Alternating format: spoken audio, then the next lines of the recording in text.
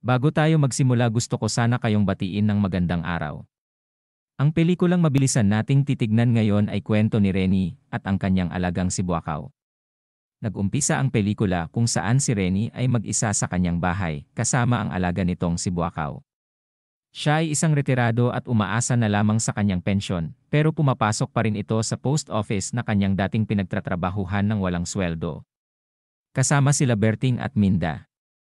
Si Mang Renny ay isang bakla na ngayon lang nagpakatotoo sa sarili sa edad na 60. Lagi itong mag-isa at madaling magalit sa mga tao. Naghihintay na lamang ito sa pagdating ng kanyang kamatayan dahil sa tingin niya wala nang silbi ang mabuhay pa kung kaya't siya ay gumagawa ng isang testament na nakailang ulit niyang binago at binibilin kay Father Eddie. Naipapamana ang kanyang ilang mga ari-arian sa kanyang mas bilang niyang kaibigan. Ang lahat ay nakaimpaki at may pangalan, handa na para sa pamamahagi.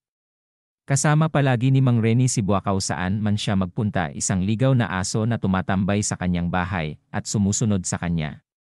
Lagi nitong binibisita si Armida sa isang bahay na nangangalaga sa mga matatanda. Meron itong dementia kung saan nakakalimutan niya ang mga tao at mga pangyayari sa kanyang paligid. Isang araw habang papunta sa trabaho, sumakay si Mang Renny sa isang tricycle na minamaniho ni Sol. Hindi sila nagkaintindihan sa pamasahe. Kaya nagkaroon sila ng alitan at ayaw pa sakayin ni Sol sila Mang Renny at ayaw din sumakay ni Mang Renny sa kanya.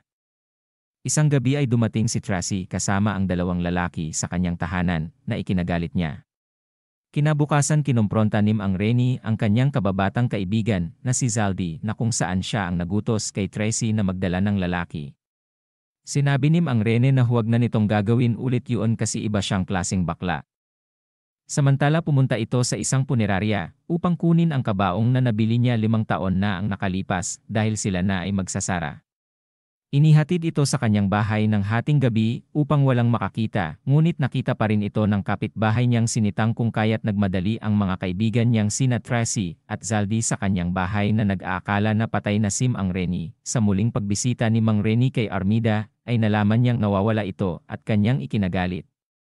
Nagtagpuan din ito kinalaunan kung saan naaalala niya ang nakaraan nila ni Mang Renny.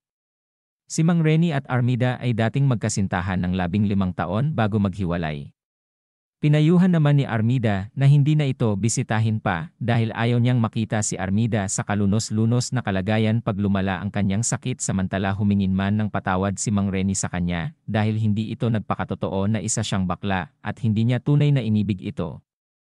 Naintindihan naman ni Armida at napatawad niya ito. Sa isang dako si Minda ay inatake sa puso at nauna pang mamatay kay Mang Renny pagkatapos magbigay ng talumpati sa kanyang kaibigan. Nagulat siya nang si Buakaw nang biglang nakahilata sa labas na agad niyang itinakbo sa pagamutan. Kahit meron silang alitan, nagkataon na si Sol ang tumulong sa kanya upang madala si Buakaw sa veterinaryo na napakalayo. Dito nga ay na-heat stroke at nalaman na mayroong cancer si Buakaw. Nakakagulat na apektado si Renny at napagtanto niya na mas pinahahalagahan niya si Buakaw kaysa sa iniisip niya. Sa kanyang pakikibaka para mapagaling si Buakaw, nakatagpo ng kaaliwan si kay Sol, isang tricycle driver na tumutulong sa kanya. Dahil sa pagkakaibigan ni Sol, nagsimulang mabuhay si Renny. Unti-unti niyang natutuklasan ang mga simpleng saya. Ang ikinagulat ng kanyang mga kaibigan ay pinakulayan pa niya ang kanyang buhok para magmukhang mas bata.